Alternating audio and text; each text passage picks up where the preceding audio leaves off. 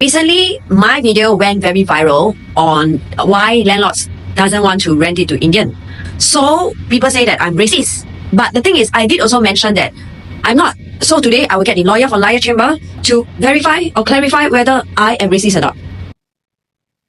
Is there any termination clause in a contract? Yes and no. There are some contracts with termination clauses, some contracts without. If a contract doesn't have a termination clause, it means that both parties can't terminate the contract. For example, a tenancy agreement, if it's a 2-year lease, then it's a full 2 years. The landlord can't terminate the lease early, the tenant can't leave early. And then there are termination clauses like diplomatic clauses, where if you fulfill the criteria, then you can explore that option. Great. The next question, is it necessary for the contract to specify the penalties for terminating the lease agreement? No, not necessary for the contract to specify that. The advisable course of action is to go and find a lawyer to explain to you what are your rights and obligations that stem from the contract. Though it's not the duty of the other party to explain to you what's the penalties. Correct. Okay, the next one. Can a WhatsApp agreement related to tenancy be legally binding in Singapore? Yes and no.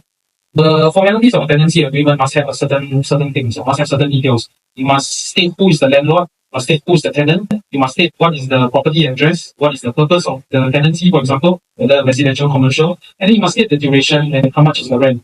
Those are the minimum requirements. So if your WhatsApp message has that, it essentially forms a binding tenancy agreement.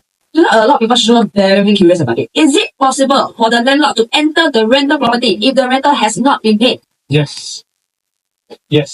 So it is possible for the landlord to enter the property if the tenancy agreement has a clause that basically says something to this effect. If the rent has not been paid for 7 days, then the landlord has the right to re-enter the property, and at that point of time the tenancy is determined, which means the tenancy ends. So at that point of time the landlord can enter the premises. There are also other places or other reasons why the landlord can enter the premises. For example, in the event if there is any faults in the premises and the landlord or his contractors need to enter the premises to rectify it. So that's also another way that the landlord can re-enter the premises.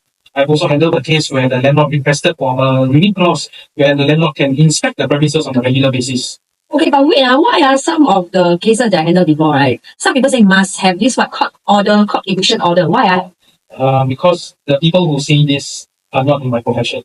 The only time you require a court order to evict the tenant, it's usually when the tenant refuses to leave the premises. And then you call the police will come down, the police will say this is a civil dispute, and they can't handle it better because no crime has occurred. So then it forces the landlord to go to the court, obtain a judgment that says that the tenant must leave.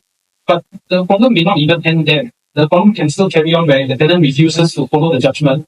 The landlord has to go and apply for another application for a writ of possession and then take the premises. So, wow. That's a lot of process. Yeah. Which is why we as a firm rather help landlords evict tenants through peaceful re-entry. Expensive or not?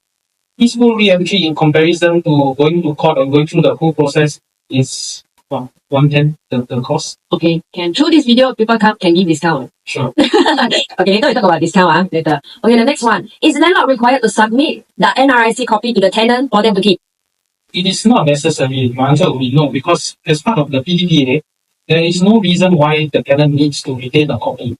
Perhaps what could be done is you can show the tenant that this is the correct IC number, you're having the landlord's IC with the tenancy agreement, and see this IC number, okay, then you keep it. The tenant doesn't need to retain a copy.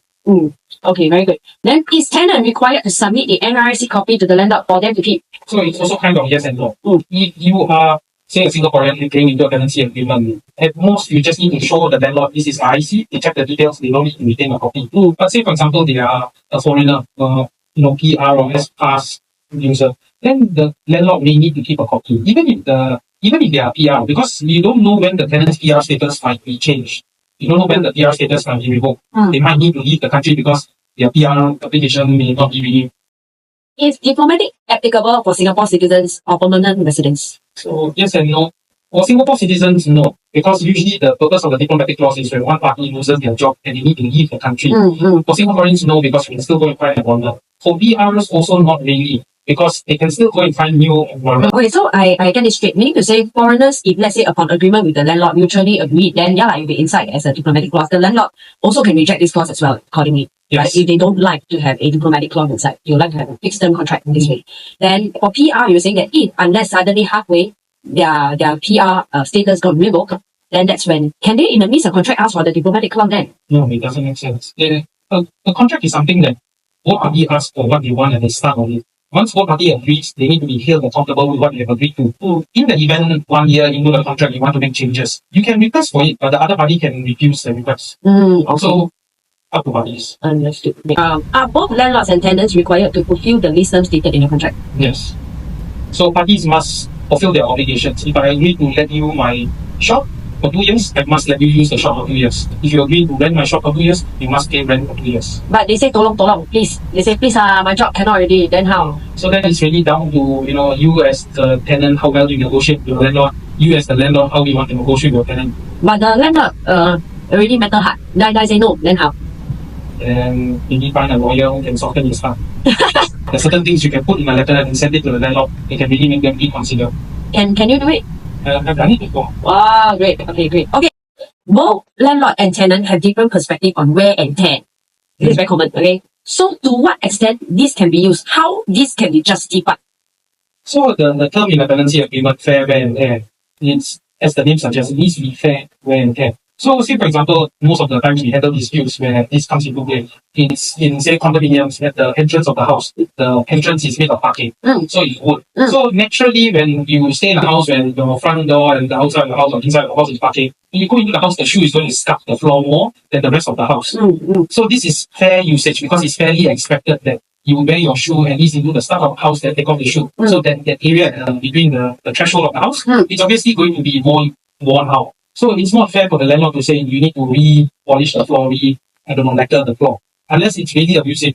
Another one, fair wear and tear. We had a case where one of the tenants had a pet in the house. And I think it was a large dog. So the large dog would go around and start biting and scratching the skirting, scratching the door frames. The tenant said that it's fair wear and tear because you knew I was going to have pets on the house. But it's not fair for the pet to go and damage the property.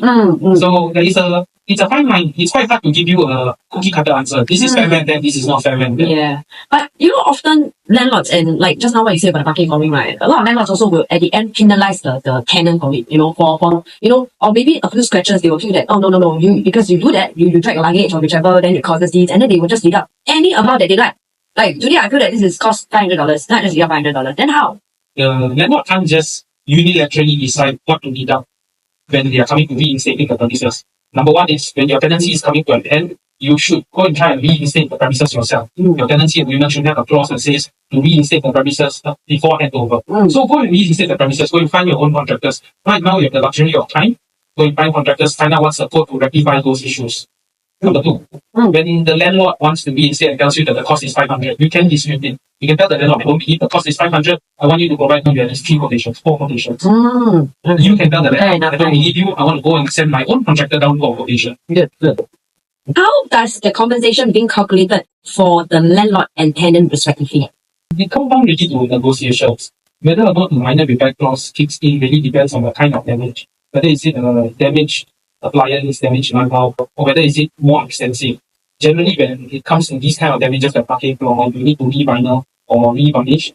You're not going to just varnish a few squares on the floor. You're going to varnish the entire living room.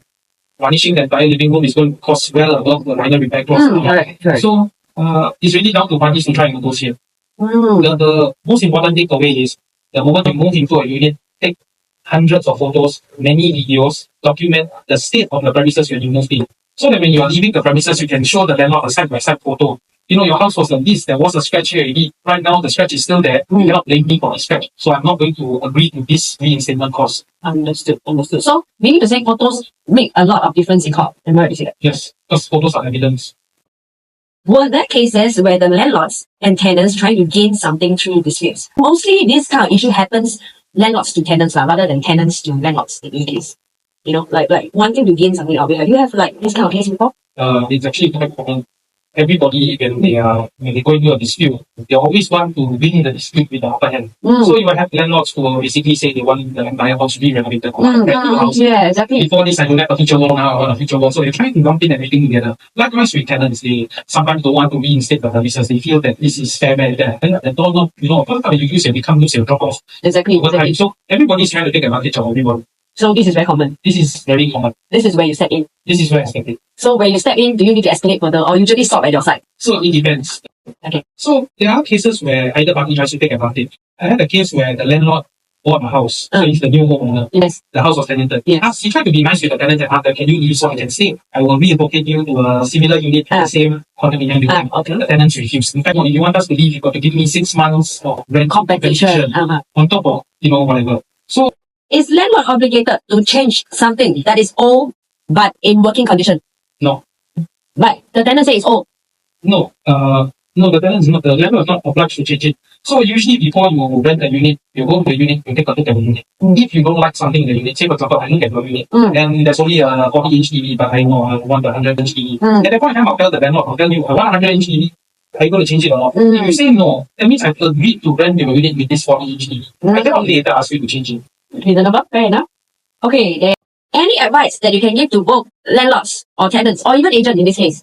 The most important thing, number one, is get your contract properly drafted.